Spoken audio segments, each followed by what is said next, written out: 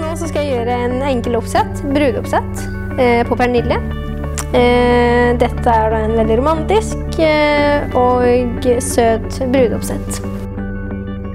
Det første jeg gjør nå er å krølle håret med en rettetang.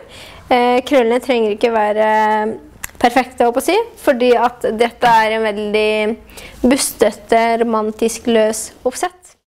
Det jeg gjør akkurat nå er å tupere håret i hodebunnen her, sånn at det ikke blir veldig flatt. Og det neste jeg skal gjøre etterpå er å lage en flette langs hårfestet, som da igjen skal inn i oppsettet bak.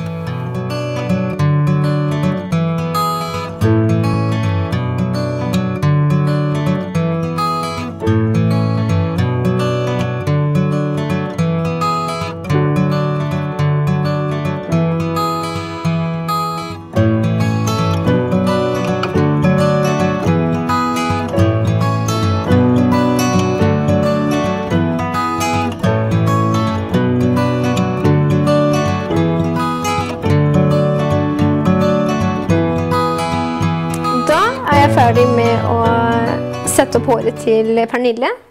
Nå skal jeg sminke henne etter det oppsettet vi har gjort med henne. Så det blir med andre ord noe veldig enkelt, men samtidig flawless. Så det jeg skal fokusere veldig på er hud. Og få bort urenheter for eksempel. Jevne huden godt ut. Og få sminken til å holde seg bra og lenge. Det viktigste når det kommer til øyensminke er en god primer, og det er for å få riktig farge på øyenskygge, og for å få det til å holde seg lengre. Det gjør også at du unngår streker på øynene. Og når det kommer til mascara, som regel så blir det noen tårer der på den store dagen, så da er det veldig viktig å ha en vannfast mascara.